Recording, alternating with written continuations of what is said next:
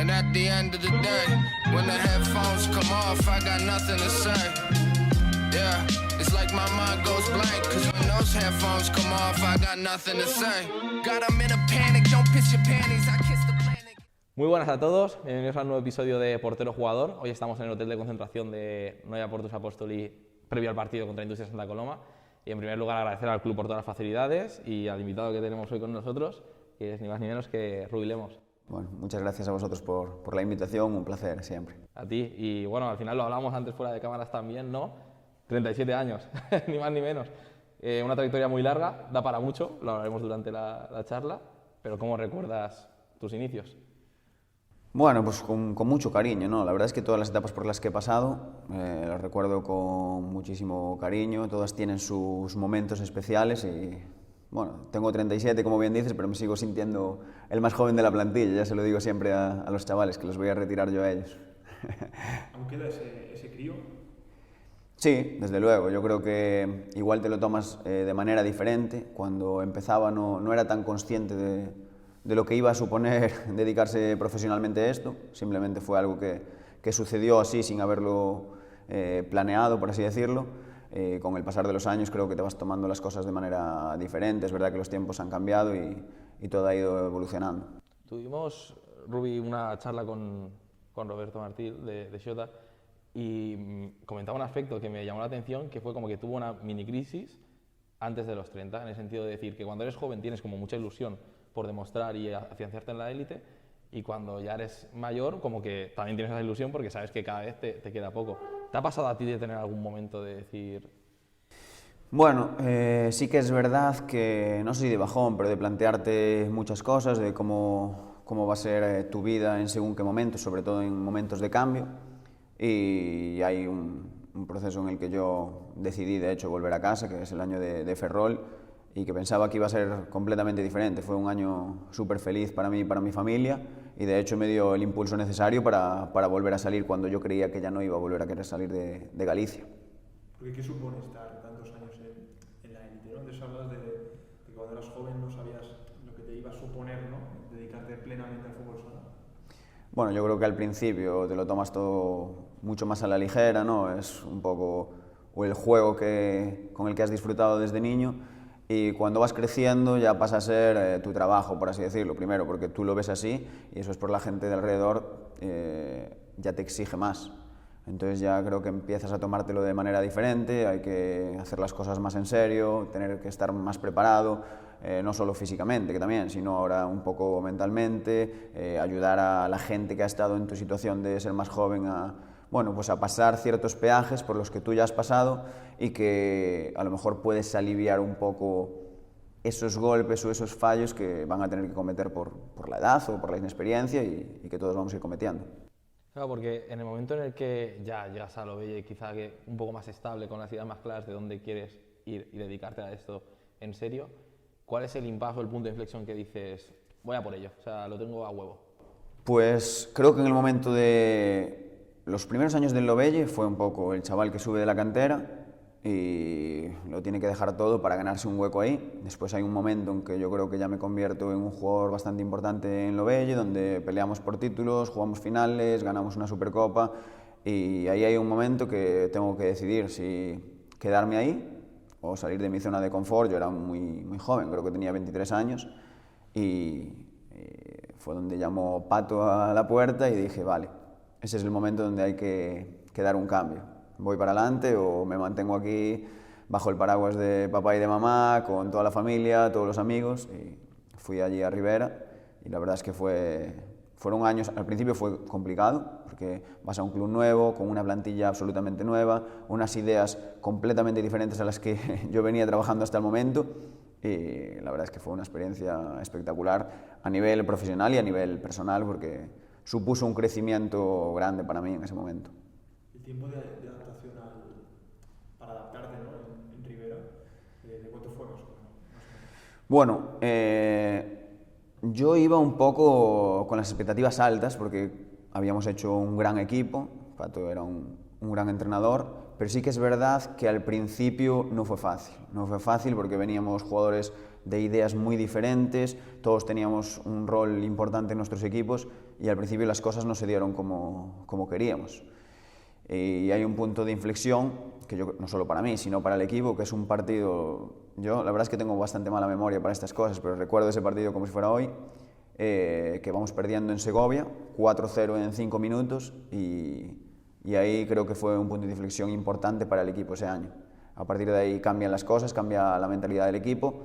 De hecho, nos metemos en Copa y Playoff la primera vez de la historia de Rivera, y el equipo hace un papel espectacular, no solo de clasificación, sino de crecimiento, tanto individual como colectivamente. Volviendo a Lovelle, comentabas la Supercopa, que aparte de, creo que es una Copa de Galicia, que también son tus 2 títulos. Sí. ¿Puede ser? Bueno, sí, Copas Galicia unas cuantas. Unas cuantas. Sí. Y ahora, con 37 años, echas la vista atrás, ¿te ha quedado, sobre todo, luego lo tocaremos más adelante también, pero el Levante, Inter, ¿te ha quedado alguna espinita en el sentido de decir, ostras, me hubiese gustado conseguir? Sí, evidentemente, pues con Lovelle 2 finales de Copa de España que se te van por muy poco, una en la prórroga contra el Pozo y otra contra el Barcelona, y después con Inter, ¿no? Y la liga con Levante quizás fue la más dolorosa porque creo que el Levante ese año hizo una temporada espectacular durante la liga regular. Creo que jugábamos especialmente bien y conseguimos subir ese nivel de competitividad que nos hacía estar igualados con todos los equipos, incluso contra equipos que eran superiores a nosotros. Y es verdad que creo que todo el equipo y todo el club se sintió ganador en esa liga, porque íbamos ganando a falta de 50 segundos, nos empatan, íbamos ganando a falta de 16 segundos, nos empatan y al final acabamos perdiendo. Pero sí que es verdad que valoro las cosas de manera diferente, ¿no? Evidentemente el trayecto hubiese sido el mismo, ese momento puntual hubiese sido de mucha más felicidad, pero no borro nada de lo que ha pasado porque lo he disfrutado muchísimo y el proceso de cada momento de mi etapa deportiva ha sido espectacular. ¿Y con qué te quedas? Y luego en base a esto que dices también de las derrotas y de sacar esa lectura, ¿no? ¿Cómo relativizas tú o cómo...? Bueno, soy una persona que le da bastantes vueltas a la cabeza y suele fustigarse bastante con las derrotas, o bueno, no solo con las derrotas, incluso con las victorias cuando las cosas no van como yo quiero o como hemos marcado las directrices de un proyecto o algo así. Me gusta mucho ver evolucionar los proyectos, ¿sabes? Notar que mejoramos, no solo yo a nivel personal, sino que el club se siente identificado con la plantilla que tiene, con los jugadores que tiene, que la afición también refuerza ese mensaje. Yo creo que al final es un poco eso lo que te acaba llenando, porque hay equipos en los que ganas muchos partidos, pero te queda una sensación de vacío, y hay otros equipos en los que ganas menos y sientes que de verdad estás generando algo. Creo que va un poco por ahí lo que te puede llenar como esto, en este mundo. Es un discurso un poco también de entrenador, ¿no? ¿Tienes futuro? ¿Te lo has planteado? No de momento. Tengo 2 niveles de entrenador. No sé si valdría, porque hay muchas cosas que, se lo digo a mis compañeros, sería muy intransigente para algunas cosas, pero creo que es algo que vas aprendiendo con el paso de los años. No sé si mi familia me lo permitiría, volver a hacer este proceso otra vez de dedicarme al mundo del fútbol sala y así. Es verdad que es un deporte que me gusta muchísimo y me gusta aprender, no solo para mejorar y jugar, sino estudiar también las cosas que pasan y, bueno, ver lo que pasa en los partidos. Al final está claro que te veremos ligado al deporte. Bueno, me encantaría, al final es un poco mi vida, ha sido toda mi vida así. Desde pequeño que había probado otros deportes, después mi formación universitaria está relacionada con el deporte también. He sacado los niveles de entrenador aún pensando que no voy a ser entrenador y después toda mi trayectoria como jugador. De una manera o de otra quiero estar ligado al deporte. Si no es dedicándome profesionalmente, pues trataré de seguir haciendo deporte fuera del fútbol sala, pero algo seguro que voy a hacer. Antes hablábamos de ese proceso inicial en Lovelle. ¿Te duele a día de hoy que no haya un club en Santiago, ¿no?, en Primera División? Absolutamente. Creo que se formó ahí una estructura de club y una cantidad de gente que salió de ahí que fue espectacular, porque fue como una universidad de fútbol sala en ese momento. Salieron un montón de jugadores, un montón de entrenadores, de formadores de base, y fue una pena.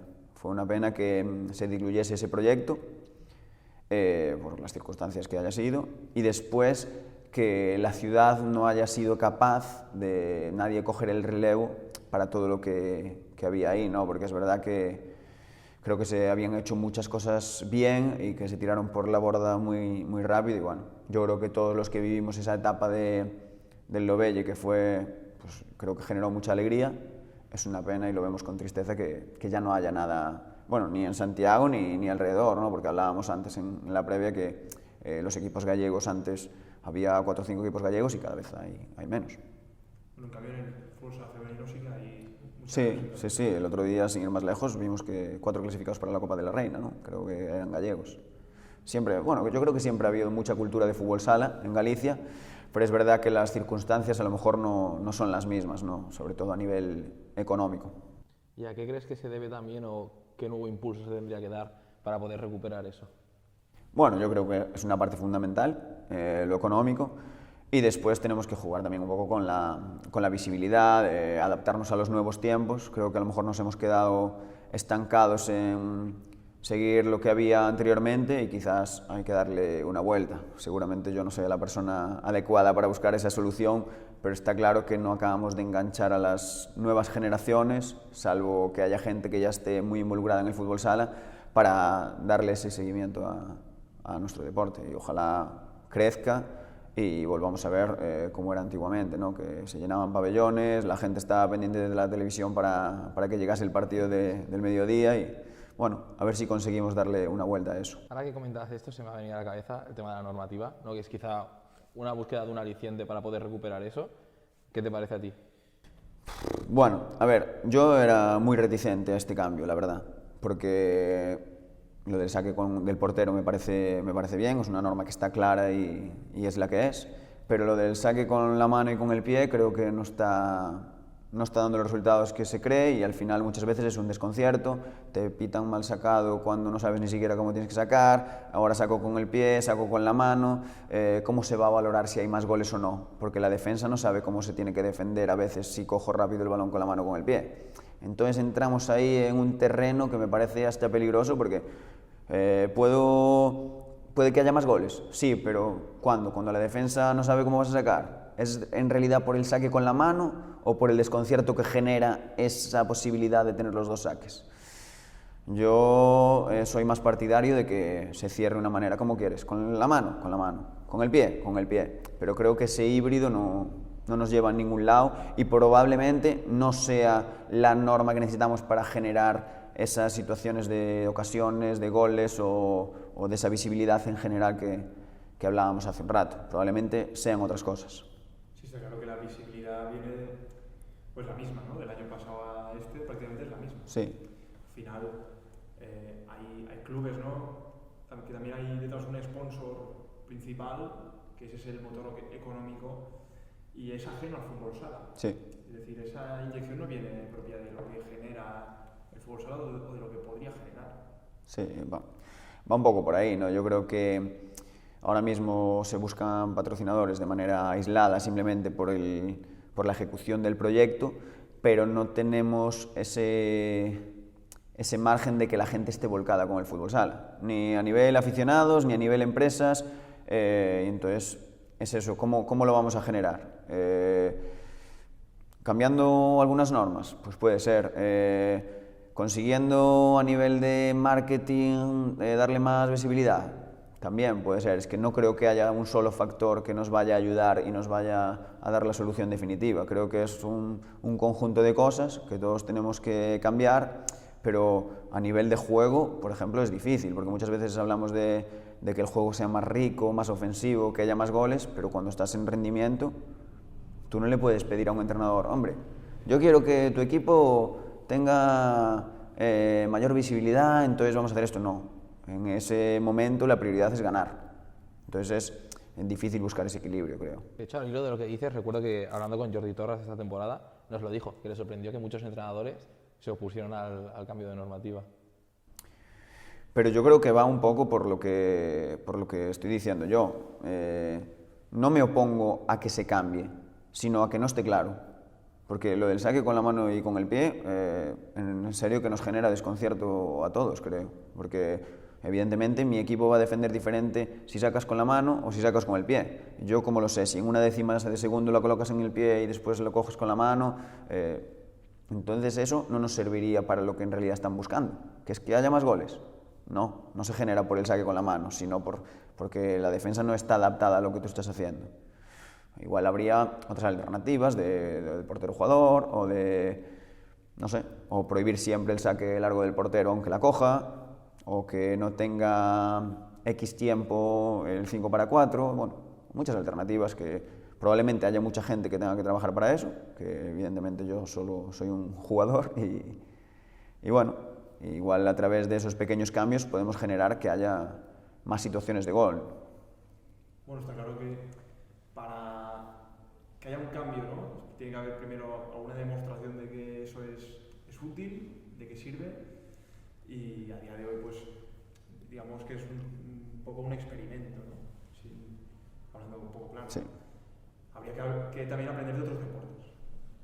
Sí, a ver, es que yo creo que, no sé, si el fútbol sale y en todo en la vida, ¿no? Muchas veces copiar no es nada malo. Tú puedes coger muchas cosas a nivel de normas, a nivel de marketing, a nivel de visibilidad, de darle algo nuevo al fútbol sala sin cambiar la propia esencia que tiene y utilizarlo a tu favor. En este caso no sé qué podría ser exactamente, pero es cierto que a día de hoy no está siendo tan relevante, creo, es lo que dices tú, está siendo un experimento, es verdad, para muchos clubes y hay mucha gente que ni siquiera lo utiliza en partido y después que creo que no está dando los resultados que a lo mejor a priori parecía, porque hasta lo que hablábamos el otro día, se están viendo pocos goles de saque con la mano, a no ser que sea un saque rápido, con defensa posicionada es más difícil, creo.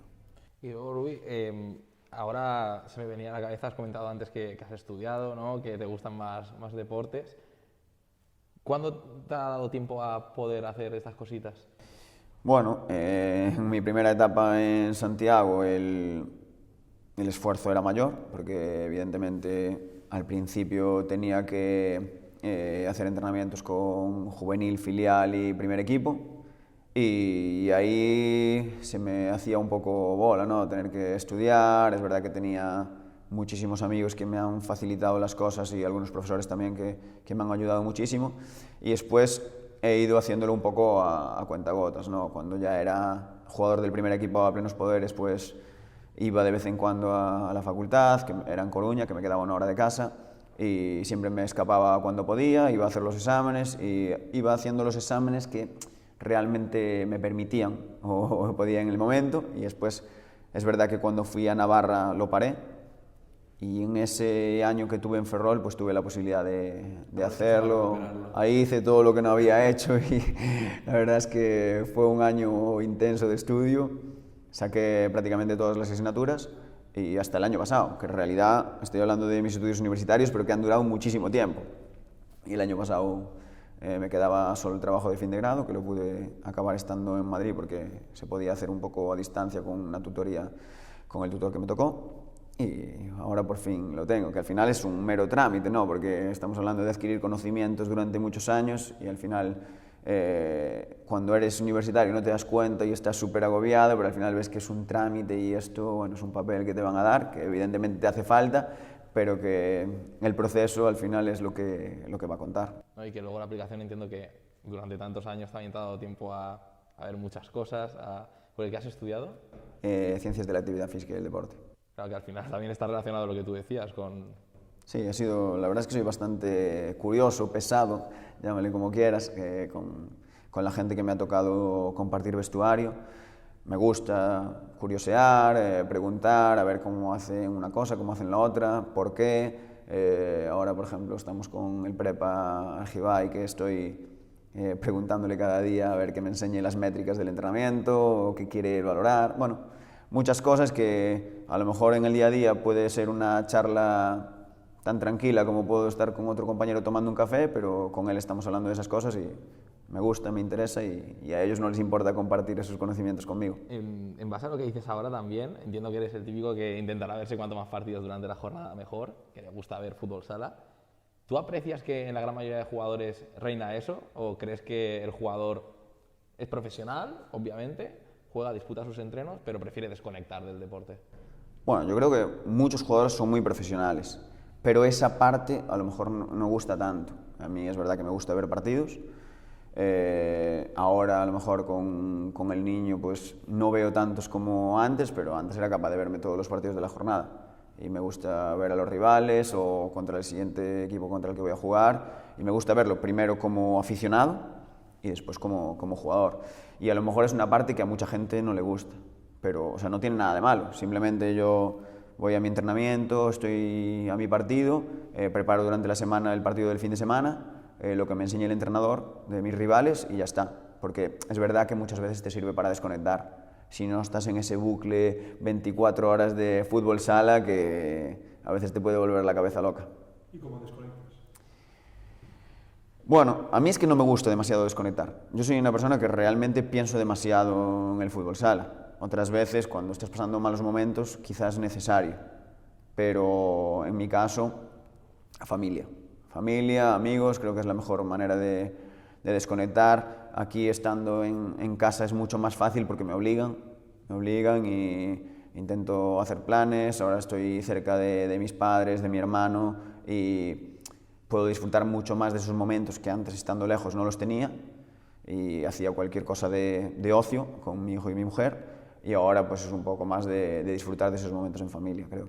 El otro día salió un artículo del País, creo recordar, que habla un poco de la gente que se va a trabajar fuera, ¿no? Y deja de lado, ¿no? Un poco pues esas amistades, esos recuerdos, esos pequeños momentos con gente que se aprecia, con la distancia de irte a jugar lejos de casa.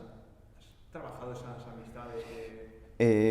La verdad es que soy un afortunado con esas cosas, porque yo soy una persona bastante dejada o distante con el teléfono móvil, de mis amistades de toda la vida o amigos incluso del fútbol sala. Pero es verdad que tengo muchísima suerte porque son un poco como yo, en ese sentido, de que nos volvemos a ver después de un año y es como si nos hubiésemos visto el fin de semana pasado. Y mi familia es verdad que es mucho más cercana en ese sentido, somos una piña, somos una familia muy grande y están todos pendientes cada fin de semana de dónde juego, cómo he quedado y entonces al final eso es de valorar. Pero yo tengo amigos de fútbol sala que puedo estar toda la temporada sin ver y llega el verano, oye, este fin de semana, ¿qué hacéis? Vale, nos vamos allí con la familia o venís vosotros o quedamos en un punto medio y estamos como si no hubiese pasado el tiempo. No soy una persona que necesite 300 amigos para ser feliz, y los 5 o 6 que tengo de fútbol sala y los 5 o 6 que tengo de fuera, que son de toda la vida, los valoro como lo más importante de mi vida. ¿Qué personas te han marcado en el fútbol sala? ¿Amigos de verdad? ¿De jugadores? Sí.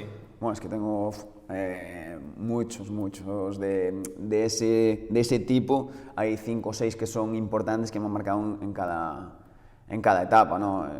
Bueno, David Palmas, que ahora es mi entrenador, pues he crecido con él es un año mayor que yo, hemos salido juntos porque fuimos a jugar juntos a Navarra, decidimos que fichábamos por el club en el mismo momento, eso fue un momento importante. Después cuando llegué a Rivera, pues Lolo Urbano fue muy importante, bueno, que ahora mismo estoy compartiendo con otro compañero que ya había vivido una etapa en Santiago, pero que era un niño en ese momento, que es David Pazos, pero después volvimos a coincidir en Rivera. Pedro García, es uno de los amigos, ¿ves? Ese es de los contrarios a mí, pero gracias a él estoy en contacto constante porque cada semana me escribe o me llama y si no es por él probablemente estaríamos igual, sin hablar. Mucha gente, en Levante también hice amigos espectaculares, Ruller te contaba antes, Hansa Maimón, Sepe, Martol Ra, contra el que me enfrentaré mañana.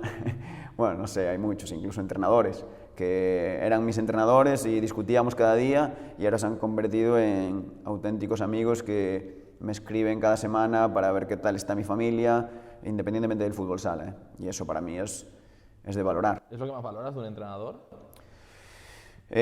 Bueno, valoro muchas cosas, pero que sean capaces de aislar la parte personal de la profesional creo que es algo muy importante, porque muchas veces parece que relativizamos que alguien tenga que ser buena persona y para mí tiene que ser importantísimo.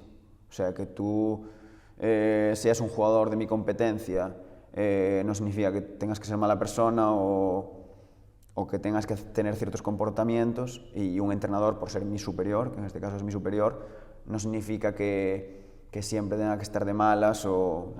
Y de hecho, cuando acaba esa etapa de ser entrenador-jugador, no siempre se tiene que acabar esa relación. Puedes seguir siendo tu amigo, y de hecho tengo entrenadores que a día de hoy me escriben pues pidiéndome opinión sobre cosas que pasan en sus equipos o cosas así. Es que es lo más importante, el diferenciar una decisión deportiva de una decisión personal.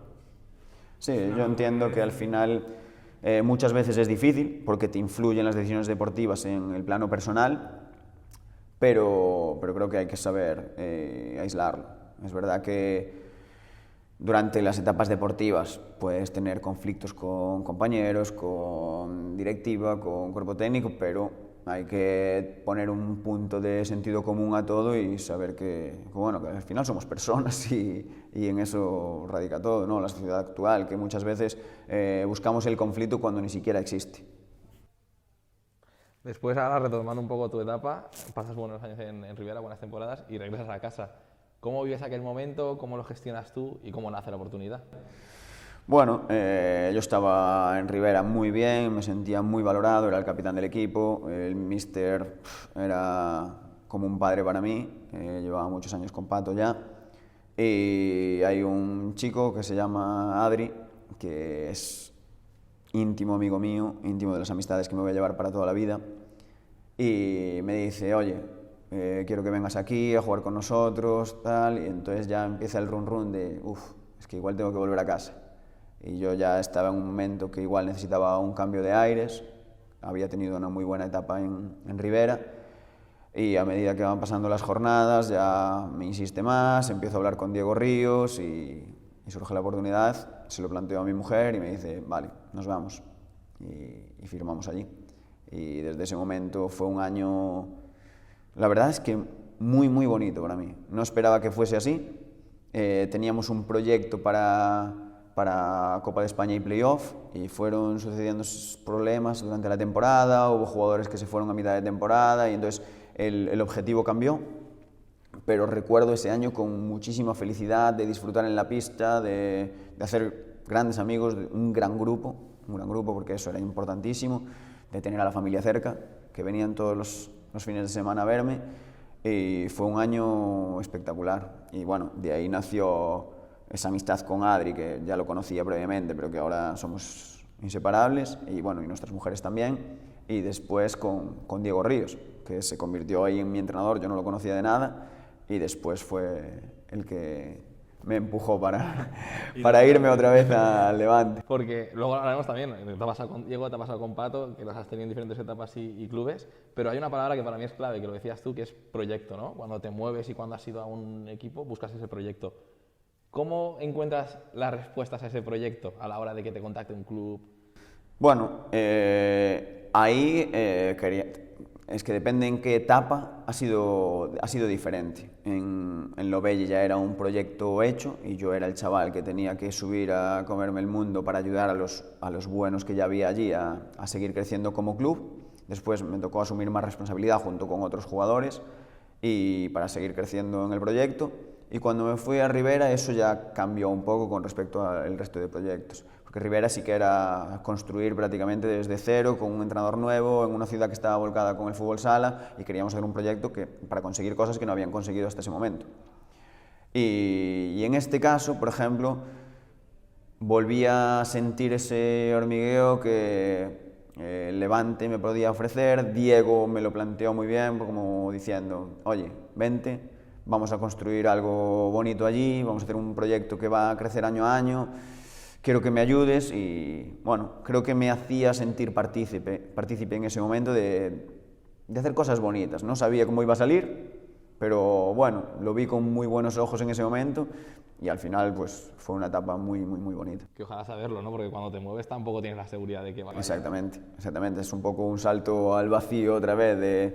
Puede ser un año en que te arrepientes de haber tomado esa decisión y al final pues no. Es verdad que no fue fácil al principio, que había mucha gente que ya estaba, Diego tenía que implantar un poco sus ideas y bueno, se fue creando ese equipo y cada año es verdad que se fueron consiguiendo cosas diferentes. Y luego cuando tú sales de Ferrol, llegas a Levante, creo que en ese primer año me metís ya en la Copa, ¿no? En la Copa de Málaga 2020, llega el COVID, ¿cómo vives eso? Bueno, siempre lo digo, ¿no? Fue un momento de shock increíble, porque al principio yo creo que es como que, bueno, no te lo quieres creer, es una enfermedad normal, se decían muchas cosas en la televisión y esto no va a ir a más, no va a ir a más, no va a ir a más, pero va creciendo, creciendo, creciendo y de repente, ¡pum!, apagón mundial. Y en ese momento mi mujer estaba embarazada y a mí me vino hasta bien, realmente. Siempre que lo digo parece que suena un poco mal, pero a mí me vino hasta bien porque tuve mucho tiempo de estar con mi mujer, mi hijo nació en plena pandemia, fue un poco caos todo, pero yo pude disfrutar 24 horas de mi hijo, que eso no lo pueden disfrutar todos los padres. Y para mí era importantísimo en ese momento, que estábamos lejos de casa, nosotros dos solos, y era un momento importante poder disfrutar con ella, ayudarla, y también disfrutar de mi hijo, evidentemente. Y después ya se fueron desencadenando un poco cómo se desarrolló toda la etapa del COVID, que es verdad que al principio fue muy complicada, porque no sabías si podías jugar un partido, si no, a la semana test y ya la incertidumbre de si eres positivo o no, aunque no tuvieses síntomas. Vas a jugar contra este equipo, ¿cuántos jugadores tiene disponibles? Nos desplazamos, era un poco la incertidumbre semana a semana. La verdad es que ahora lo ves y parece un poco de película todo. Sí, esa segunda temporada que los pabellones están vacíos, esa época sí que se daban todos los partidos prácticamente por televisión y en abierto, que es una cosa que se agradeció bastante. Y al final esa temporada acaba a punto de ganar la Liga en el Palau, sí. Si no recuerdo Sí. mal. Bueno, la anterior ya nos cogió y esa que empezamos, que la gente no daba crédito. De hecho, creo que fue una plantilla que al principio tuvo bastantes críticas o dudas. La gente decía que bueno, que no iba a funcionar, que había muchos jugadores que salían rebotados de otros equipos. Y creo que desde el principio la idea cuajó. Diego creo que hizo un trabajo espectacular con toda la plantilla y ya recuerdo las 6 primeras jornadas de Liga, 6 victorias. Después no sé si perdemos un partido y empatamos otro, otras 6 victorias. Y entonces como que, bueno, a ver qué está pasando, que igual estos van a hacer las cosas bien. Y parecía que siempre nos íbamos a descolgar y siempre estábamos ahí. Es verdad que había otros equipos que estaban compitiendo también muy bien ese año, pero nosotros nos manteníamos ahí, el equipo estaba fuerte, había jugadores en muy buena forma ese año y se fue cada vez haciendo un grupo más competitivo. Y en realidad lo veíamos posible. O sea, es que creo que creíamos que podíamos ganar algo ese año. Es que, ¿cómo es la charla de Diego en esa final contra Barça? Porque es lo que tú decías hace unos minutos. Yo recuerdo estar en el Palau, el partido donde se decidió, y es que no tuvisteis a nada. Sí, bueno, yo creo que ya empezó en las semis, cuando fue un momento muy importante, cuando ganamos a Valdepeñas, y ahí fue la clasificación para la Champions, por primera vez en la historia del Levante, y ahí dijimos, vale, yo creo que la gente estaba feliz, porque se exteriorizaba esa felicidad, pero en realidad estaba pensando, esto no acaba aquí. Vale, tenemos una final por delante contra el Barça, pero no nos sentíamos inferiores en ese momento. Sabíamos que tenían unas individualidades increíbles, pero no nos sentíamos inferiores. Y Diego creo que supo tocar la tecla de decir, vamos sin complejos, vamos a ir al Palau, vamos a hacer nuestro juego, no vamos a defendernos contra el Barça. Vamos a intentar minimizar sus virtudes, pero nosotros vamos a ser el Levante que hemos sido hasta ahora y que nos ha llevado hasta aquí. Y de hecho ganamos el primer punto en el Palau. O sea, fue una final muy extraña, porque ganamos en el Palau, nosotros con la afición volcada en Valencia perdemos, cuando nadie confiaba en nosotros ya para el tercer punto, estuvimos contra las cuerdas y no nos lo llevamos de milagro. Al final, el no perder la identidad, ¿no? Lo que te ha hecho llegar hasta aquí, a veces es muy fácil perderlo. Sí. Porque si esas situaciones no las tienes, no sé, dominadas, ¿no? Porque no todo el mundo vive finales todos los años, ¿no?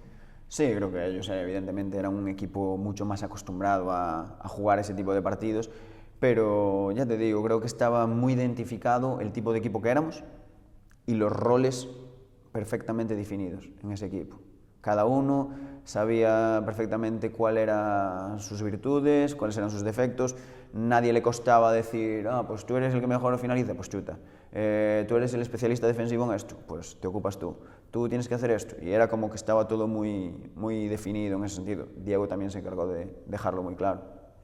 Y luego, Rubi, o sea, yo creo que a cualquiera le choca mucho después de hacer ese maravilloso año clasificándote para Champions, te quedas a segundos de conseguir una liga. ¿Qué pasa la siguiente temporada como para que se rompe esa baraja? Un año súper complicado. Creo que la baja se marcha Esteban, hay varias, pero ¿qué pasó ahí dentro para que al final se acabase consumando ese descenso? Bueno, creo que fue un momento de bajón absoluto. Esa final fue de muchísimo desgaste. La gente se fue de vacaciones, pero cuando volvió todavía no se había recuperado del todo y empieza la temporada con un objetivo muy importante, que es mantener el nivel y hacer un buen papel en Champions. Y es verdad que las cosas ya no van bien desde el principio, no acabamos de tener continuidad, quizás nos faltó eso, dejar todo más claro, todos queríamos hacer un poco más, a lo mejor de lo que nos tocaba, o tener más protagonismo, y por una cosa u otra las cosas se fueron desmoronando y evidentemente fue un mal año para todos. Es verdad que fue bonito pues estar con el Levante paseando por Europa y a un partido de meterte en la Final Four, pero realmente creo que nadie puede decir que haya sido un gran año porque no estuvimos a la altura de que se esperaba. En ese segundo año destacaba ese grupo, ¿no? Esa fuerza del colectivo. Ese tercer año que es un poco pues el bajón, ¿no? Porque al final estar arriba es muy difícil, ese mantenerse ahí. Esa temporada se te hace dura, ¿no? Sí, absolutamente, porque las expectativas siguen siendo igual de altas y quizá no lo podían ser, porque no siempre vas a estar en la final de liga, no siempre vas a tener a alguien que meta 20 goles, o a lo mejor tú metiste 15 ese año y no van a ser todos los años, o ni siquiera el nivel de motivación a lo mejor está igual. Y es verdad que las dinámicas muchas veces afectan, porque el primer año que estábamos hablando, ganábamos partidos a veces, entrábamos en la pista y ya sabías o percibías que lo ibas a ganar, porque sí, por esa inercia que llevabas, y el año siguiente pues pasaba todo lo contrario. Partidos que a priori estabas siendo superior los perdías, y los que estabas siendo inferior ya no tenías ni una opción. Y entonces creo que eso nos fue afectando a lo largo de la temporada y ya no entrábamos igual a los partidos. De hecho, el año anterior parecía que queríamos seguir jugando miles de partidos y ese año fue como un poco, bueno, está siendo un año largo, exactamente. ¿Y qué es clave para intentar cambiar ese tipo de situaciones, ¿no? Cuando tienes una dinámica buena, te acompaña y es lo que tú dices, muchas veces te da un plus, pero cuando las cosas vienen mal dadas, ¿qué es necesario para remontarlo? Bueno, yo creo que ser positivo, evidentemente, y no perder de vista lo que te ha llevado a hacer lo anterior, ¿no? Muchas veces nos confundimos los jugadores de tengo que hacer esto, tengo que hacer lo otro, cuando realmente no es algo que te compete a ti como jugador. Intentas hacer más cosas o simplemente no estás al nivel y por intentar dar un 9 ni siquiera das un 6, ¿no? Es difícil. Hablamos muchas veces de aspectos técnico-tácticos o así, pero evidentemente la confianza es clave en el deporte. No la confianza que te dé el entrenador, que también, sino la confianza en ti mismo en ciertos momentos que a lo mejor te atreves a hacer cosas que en otros ni siquiera estás cerca de intentarlo. Entonces yo creo que ese año, cuando se juntan muchos jugadores que están en ese mismo estado, es difícil. Claro, porque cuando estás jodido, ¿quién te ayuda? Sí, bueno, ahora mismo hay otras herramientas, ¿no? La figura del psicólogo, o cada uno intenta hacer un poco balance de cómo tiene que llegar a ese punto óptimo, pero no es fácil. Muchas veces cuando el equipo va bien, 8 o 9 jugadores están bien y otros 3 están mal, pues al final parece que esos 3 se acaban arrastrados por el grupo y todos acaban estando bien. Pero si hay 6 y 6, la moneda puede caer de cualquier lado y al final, pues bueno, hay veces que sale cara y las cosas se encaminan hacia el lado positivo, y otras veces que sale cruz y todo acaba siendo una temporada que te quedas como a medias, ¿no? Y antes de volver a Galicia, aquí a Noia, se da esa etapa en Inter también, un momento complicado de Inter, porque al final la apuesta por la figura de Pato después de unos años de no, lo que decías de las expectativas, de no lograr conseguirlas. ¿Cómo recuerdas tu llegada? Vuelves a coincidir con Pato, luego durante su etapa no acaban saliendo las cosas bien y se le cesa, creo que fue aquí contra Industrias, después media temporada. Un poco complicado, ¿no? También porque muchos altos y bajos. Sí, bueno, pues yo estaba en Levante, es verdad que ya era una etapa diferente y bueno, yo siempre sabía que era un jugador de la confianza de Pato, ya conocía a César también, director deportivo, y era consciente de que le gustaba como jugador y bueno, surge esa oportunidad y al final en Navidad se acaba produciendo el fichaje. Llego allí sin tiempo para adaptación ni nada y no sé si fueron a los 10 días o así, Supercopa de España. Y jugamos en Alcira, creo que Inter hace un gran papel, pero por detalles se nos acaba escapando. Y después durante el año, es verdad que fue un poco irregular, pero Pato estaba haciendo un gran trabajo y llegamos a la final de la Copa de España, también que por un par de errores se nos escapa, no estuvimos acertados en la finalización tampoco y nos quedamos sin 2 títulos que teníamos ahí un poco como objetivo y es difícil porque es la exigencia de ese tipo de clubs. Llegar a las finales pues muchas veces no es suficiente y fue un año complicado, sobre todo por esa irregularidad, pero creo que Pato estaba haciendo un gran trabajo. Muchas veces necesitan tiempo los proyectos de Pato porque son proyectos de autor, él necesita establecer sus ideas, su modelo ofensivo, sus modelos defensivos y necesitaba tiempo. No, pero es complicado también que en el deporte de rendimiento tener tanto tiempo. Sí, sobre todo en ese tipo de clubs, pero al final es lo que hablamos. Si nos vamos solamente al resultado, no sé qué decisiones se pueden tomar, ¿sabes? Esto pasa en todos los deportes. Ves a grandes entrenadores de la NBA que para generar un proyecto ganador necesitan años. Y aquí depende de lo que quieras. Si quieres resultados inmediatos, a lo mejor hay una temporada que tienes éxito, a la siguiente no, tienes que cambiar de entrenador, a la siguiente sí porque has acertado en el fichaje, a la siguiente no, entonces lo tienes que volver a echar. Entonces, bueno, al final ya es un poco valorar qué es lo que quieres. ¿Quiero un proyecto a largo plazo y crear un proyecto ganador?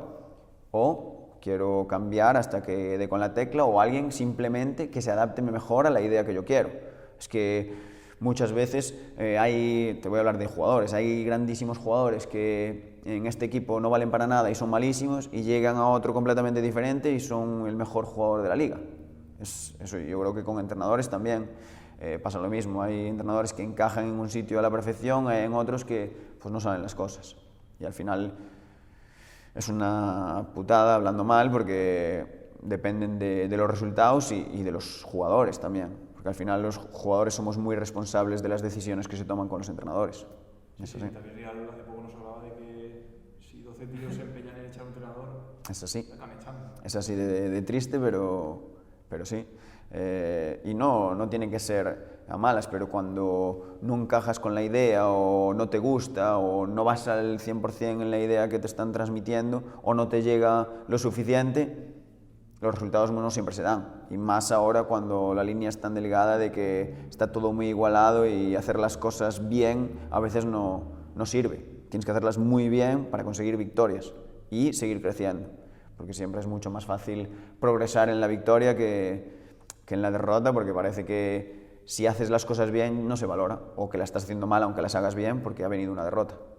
Sí, también lo que está claro que de lunes a viernes la gente no te ve. Exactamente. Yo creo que eso es una de los problemas que tiene el trabajo de entrenador que hablábamos antes, porque tú puedes hacer muchísimas cosas bien de lunes a viernes, pero llega el fin de semana y las cosas no salen como uno quiere y estás juzgado por esos 40 minutos. Incluso aunque hayas merecido ganar, porque el 80% de la gente no ha visto el partido, pero tú ves el resultado y pasó esto. Es complicado. Pero ahí está también la figura del director deportivo que se supone que tendría que estar en el día a día, ¿no? Sí. No, es que hay muchas cosas a valorar. Al final es es muy difícil cualquiera de las figuras de las que estamos hablando, porque estamos hablando de jugador y pasa lo mismo, director deportivo pasa lo mismo, entrenador pasa lo mismo, incluso preparador físico pasa lo mismo. Haces muchas cosas bien y surgen lesiones o de repente tienes un mal resultado y resulta que es que los jugadores estaban cansados, pero el mismo equipo en las mismas condiciones el siguiente partido gana y están volando. Siempre estás un poco aquí, que si cruzas esta línea lo has hecho todo muy bien y si das un paso al otro lado lo has hecho todo muy mal. Porque también, o sea, a mí me imagino ese momento, ¿no?, de cómo se toma una plantilla una vez se cesa un entrenador. Me entiendo que a la gente que esté jugando poco que diga, hostia, es mi oportunidad, voy a apretar, y la gente que a lo mejor está más en su zona de confort. ¿Cómo lo vive una plantilla, ese tipo de situaciones? Es complicado porque al final en las plantillas hay personas. Y cada persona la misma circunstancia se la toma de una manera diferente. Yo creo que depende mucho de cómo te hayan educado previamente, de la etapa deportiva en la que estés y al final un poco tu personalidad. También hay jugadores que si no juegan ni un minuto son los primeros que llegan el lunes y están intentando ayudar al equipo en lo máximo, y otras veces en los que no tienes fuerza para eso y o estás enfadado o simplemente no das tu 100% y es entendible todas las partes. Lo ideal sería que todos cuando no jugamos diésemos el 100% y tratásemos de pelear los minutos, pero no siempre se da esa circunstancia. Y somos egoístas en ese sentido. Cada uno mira el bien propio, evidentemente todos miramos el bien del equipo, pero el jugador en ese sentido solo se tiene que preocupar por sí mismo. El club, la directiva o el entrenador en este caso tienen una visión más global y tienen que tratar de encajar todo eso para que nadie se descuelgue de la plantilla. A medida que nadie se descuelgue, pues los que juegan más seguir teniendo minutos, los que juegan menos tener unos pocos y en ese proceso ir ganando. No es nada complicado, estamos hablando de muchas variables que se meten en la coctelera y no siempre sale bien. Es muy difícil de darle a cada uno lo que necesita. Bueno, creo que en la que termines tu etapa como jugador debes un proyecto, pero porque tu amplia trayectoria te da esa visión y esa perspectiva de haber visto muchos comportamientos en un vestuario. Sí, a ver, yo lo pienso muchas veces. No sé hasta qué punto te cambia la cabeza cuando dejas de jugar, porque yo esto lo he hablado con muchos entrenadores que he tenido, que han sido jugadores también, y realmente hay algo que cambia porque todo lo que tú dices que no hacías, ahora que no harías, lo haces, o las cosas las ves diferente, y muchas veces tienes un enfrentamiento como un jugador, pero en ese momento lo atacas frontalmente, y en otras ocasiones pues lo mejor a lo mejor es apartar la cara para no desestabilizar al equipo. Yo creo que nos perdemos muchas cosas por el camino, que no sabemos cómo funcionan en la cabeza de un entrenador, porque a veces se habla solo de lo técnico-táctico, como hablábamos antes, pero creo que el estado emocional de los jugadores muchas veces es clave, y saber gestionar eso para mí es primordial en un equipo. Sí, al final cada día hay que apagar algún fuego, como Tal cual, es que da igual que sea en un partido, entre semana, al que juega más siempre quiere jugar más o participar en situaciones especiales, el que juega menos pues siempre te va a pedir un poco más, hay uno que no le gusta entrenar pero el fin de semana es el mejor, y hay otro que entrena de maravilla pero no te da esa confianza el fin de semana. Son muchas cosas, personas diferentes, convocatorias de 14, que ese es otro problema para los entrenadores, y bueno, es ir gestionando esas pequeñas cosas, esas pequeñas batallas diarias, y que el fin de semana aún encima te den resultado. Antes de tocar ya la actualidad ahora con Noya, Rubí, tú en el momento, porque se te ve que piensas más allá, que en casa le das vueltas, que buscas el porqué, tú en el momento que has visto que a lo mejor tú ejecutarías las cosas de otra manera, en pista, que al final los que jugáis son los jugadores, ¿cómo ha sido esa interacción con el entrenador de decir, hey, yo creo que podemos hacer más daño haciendo esto? Bueno, siempre he tenido muy buena comunicación con los entrenadores, desde el respeto, desde mostrar una opinión y sobre todo de decirlo abiertamente. Yo creo que muchas veces también es escoger el momento. Hay cosas en las que ni siquiera tienes que opinar, porque evidentemente los que mandan son los entrenadores, y hay momentos en los que el jugador puede dar una visión diferente, que no significa que no esté de acuerdo con lo que está haciendo el entrenador, sino yo tengo esta visión, ¿tú cómo lo ves? ¿Qué te parece? ¿No crees que podría ser mejor esto? Y después es llegar a un punto en común. Al final hay muchos entrenadores que son intransigentes y van con sus ideas a muerte y está de maravilla, y hay otros que están mucho más abiertos a decir, vale, ¿tú qué piensas aquí? hacemos esto, ¿tú qué prefieres? ¿Cómo te sientes más cómodo? Y yo creo que las dos partes son válidas. Me he encontrado con los entrenadores de los dos tipos y creo que he encajado siempre bien con los dos. Evidentemente, soy un jugador al que le gusta tener su opinión y dar su valoración sobre las cosas, porque al final, en pista, al final están los jugadores y no se perciben las cosas siempre igual. Quieres llevar a cabo un plan y a lo mejor no lo ves viable y dices, ostras, que creo que no voy a ser capaz de hacerlo así. Igual cambiando esto nos resulta más fácil a todos.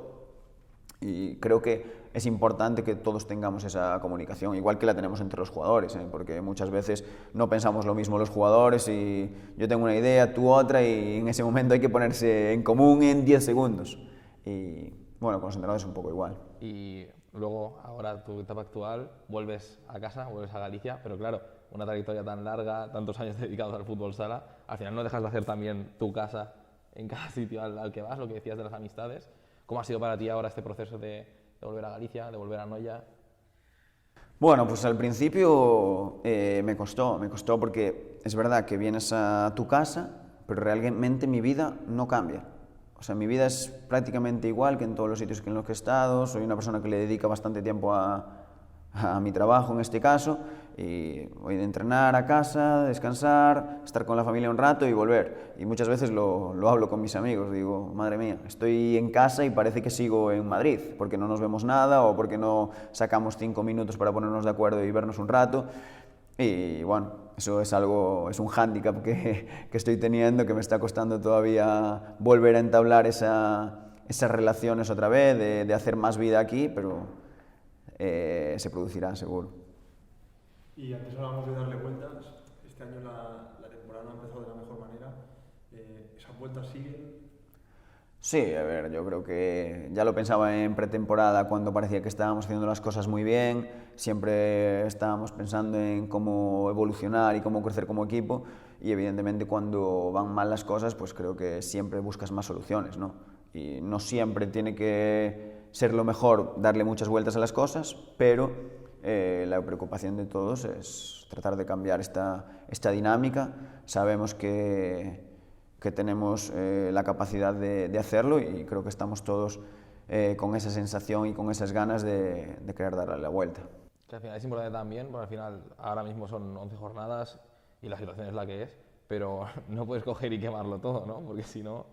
Totalmente, yo creo que esa es una de las claves que estamos hablando entre nosotros. Evidentemente, la pretemporada nos creamos unas expectativas porque creíamos que estábamos haciendo las cosas muy bien, pero no fue suficiente al empezar la temporada. No queda otra, o sea, nos podemos fustigar, que ya lo hacemos, cuando acaba el partido y hasta el lunes, pero cuando empieza el lunes el foco está en volver a empezar, en seguir construyendo este proyecto para el que hemos venido y seguir mejorando cada semana para ganar, porque al final para eso estamos. Y es verdad que por una cosa o por otra no estamos consiguiendo victorias y queremos cambiarlo cuanto antes. Es evidente que ahora otro rol, otro temple también. ¿Te ha tocado levantar el ánimo de compañeros un lunes, un martes después de...?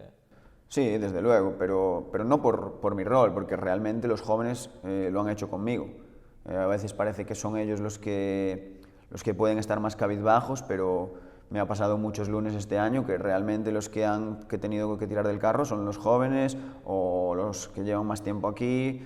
Cada día vamos a necesitar de un jugador, por eso es tan importante que todos estemos involucrados en revertir la situación. Y un día seré yo el que tire de mis compañeros y otras veces será Alex García, que es de los más jóvenes, y otras veces será Power, que lleva muchos años aquí, y otras veces tendrá que ser Pirata, y así unos por otros, y tendremos que arrastrar al que en ese momento lo necesite para tirar todos en la misma dirección. Pues esto es la definición de equipo, en ese sentido. Totalmente, yo creo que es lo que se ha tratado de construir desde pretemporada. Creo que la directiva y el entrenador han dejado muy claro de cómo iba a ser este proyecto. Y este proyecto es un proyecto de familia, de unión, de ir todos a lo mismo, y si alguien se descuelga, no lo dejamos descolgar, lo subimos al barco y seguimos remando todos, y creo que esa va a ser una de las claves. Seguir confiando, trabajando y tratar de dar lo mejor de nosotros mismos para darle la vuelta a esto. Porque al final, obviamente, la situación podría ser mejor, tener más puntos y estar más tranquilos, pero no deja de estar acorde con el objetivo que entiendo que será la permanencia. O sea, ya os esperabais poder estar en una situación Sí, nos planteamos ganar cada partido al que nos enfrentamos. O sea, ese es nuestro propósito desde el principio de temporada. Partido que vayamos a jugar con la intención de ganarlo. Y creo que ese tiene que ser. Probablemente hubo un momento por el camino que nos confundimos porque creo que estábamos haciendo las cosas muy bien y los partidos de pretemporada nos hicieron mirar más allá y quizá nos desviamos del foco, pero hay que volver a la realidad y a lo mejor hay que restablecer esos nuevos objetivos y volver a sumar desde abajo de todo.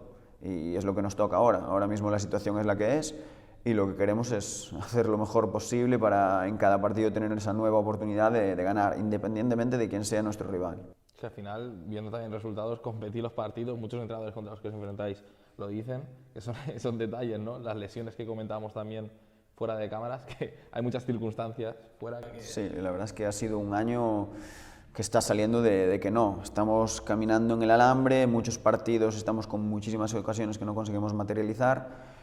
Casi todos los partidos han sido muy igualados, y por una cosa o por otra no decantamos el marcador a nuestro favor y no, nos está pesando. Yo creo que ese aspecto psicológico también puede que nos esté generando un poco de ansiedad por no conseguir los puntos, pero queremos olvidarnos de eso y centrarnos en el siguiente objetivo que es mañana. Y esa ansiedad, ¿cómo la estáis trabajando? ¿No? Cuando no entra la pelota, cuando las cosas no salen... Bueno, pues probablemente apartar el foco de ahí. Muchas veces es difícil porque todos pensamos en mejorar la situación tanto a nivel colectivo como individual, tanto desde el cuerpo técnico, con nuestro psicólogo o con la ayuda de nuestros compañeros, pues tratar de hacer las cosas que tenemos que hacer. Muchas veces es tan simple como no hacer nada nuevo, simplemente tener una idea clara e ir a por ella. Porque cuando nos desviamos un poco del camino, si el equipo rival está un poco acertado en ese día, pues evidentemente te vas con 0 puntos habiendo tirado muchísimo más en un partido o simplemente por esa fortuna de que no te ha entrado ese gol o que has tenido un mínimo error y en la mayoría de las veces no se te penaliza, pero en ese partido concreto te están penalizando, que es un poco lo que nos está pasando ahora. Has hablado de la figura del psicólogo. ¿Has percibido que a raíz de la situación complicada del equipo, de resultados y tal, es una figura que necesitáis más, que en los momentos malos se acude más a él? Bueno, nosotros es una figura que ya está instalada en nuestro cuerpo técnico desde el principio de temporada, no solo para momentos malos, sino para ayudarnos en ciertos momentos de cómo enfocar la concentración o bueno, distintos momentos que tiene cada jugador a lo largo de una temporada y nos puede ayudar. Creo que es una figura muy valiosa dentro de nuestro cuerpo técnico y supongo que también en otros muchos clubes, pero claro, parece que ahora como no están yendo las cosas bien, pues tenemos que tirar un poco más de ahí y simplemente lo que hacemos es tratar de reforzar las ideas que ya tenemos, no perder la confianza y seguir haciendo nuestro trabajo. Seguimos confiando en que las cosas van a ir bien, porque creo que hay muchas cosas que estamos haciendo bien a pesar de que no vengan. Y lo que decías tú antes, aunque las cosas o los resultados no estén saliendo, no hay que tirar todo por la borda porque probablemente valorando el proceso hay ya muchas cosas que tengamos que aprovechar. Porque ese trabajo con psicólogo, ya por curiosidad propia, ¿cómo lo hacéis? ¿Hay alguna sesión semanal con el psicólogo antes del entrenamiento, después? Sí, es una figura que está en el día a día en algunas ocasiones con nosotros y tenemos sesiones con él colectivas y después tenemos sesiones individuales también. En algún momento no tiene que ser siempre, pero hay veces que o él decide tenerla o nosotros. Yo mismamente esta semana he tenido una reunión con él y no siempre tiene que ser de un aspecto concreto del juego. Muchas veces simplemente hablar, ver una perspectiva diferente o tener ciertas herramientas para los momentos en que te pasen cosas que te desvían un poco de la atención que tienes que tener en el partido, pues te hace, oye, estás aquí, utiliza esto y vuelve otra vez a poner tu mente donde tiene que estar. ¿Algún ejemplo en situación de partido, algún consejo que te haya dado? Sí, pues momentos de error o utilizar una palabra clave para desconectar lo antes posible de un error, por ejemplo. Y Parece una tontería, pero yo en mi caso, que soy una persona que le da bastantes vueltas a las cosas y a lo mejor simplemente acordarme de la palabra que ya hemos hablado es en plan, pum, ya vuelvo a estar conectado en el juego. Que hay veces que te ayuda, hay veces que no eres capaz, pero bueno, siempre te da una serie de herramientas que al final en situaciones concretas te pueden ayudar a ti o tú a los compañeros, porque muchas veces esas sesiones colectivas que hacemos son precisamente para eso, para cómo generar esa confianza en el grupo o cómo puedo ayudar a mi compañero en unas situaciones concretas. Al final la herramienta que comentas es como un tiempo muerto personal, ¿no? Exactamente, exactamente. Creo que es una figura que cada vez se utiliza más. Bueno, en el fútbol sala igual no se ve tanto, pero hay otros deportes, sobre todo deportes individuales, en los que se ve que es un papel fundamental del psicólogo y tener ciertas rutinas muchas veces te ayuda a no estar pensando o no presionarte con otras cosas que pensar en el resultado. Por ejemplo, nosotros sería un momento complicado ahora pensar en los resultados inmediatos porque evidentemente no tenemos los puntos, pero nuestro trabajo es hacerlo lo mejor posible, independientemente de lo que pase. Bueno, ya para ir cerrando la entrevista, nada, solo queremos agradecerte el rato, el compartir, porque muchas veces nos guardamos cosas dentro, pero de esta manera creo que aprendemos todos y ayudamos un poquito al deporte a crecer. Así que nada, de todo corazón. Y que yo creo que el día de mañana, si la familia se lo permite, dejará de existir un jugador de fútbol sala, pero un gran entrenador. Hemos visto a Madera y algunas cositas. Bueno, muchas gracias a vosotros, ha sido un placer, he estado súper a gusto charlando, creo que he hablado de más, incluso cuando la vea me arrepentiré de haber dicho ciertas cosas. Y bueno, quién sabe, vamos a dejar la puerta abierta ahí, pero de momento tengo muchas ganas de seguir jugando todavía. Pues bueno, Rubi, lo que decía Arnau, un placer y muchas gracias al club también por colaborar ese ratito con nosotros, así que rubiremos en portero jugador. Got 'em in a panic, don't piss your panties, I kiss the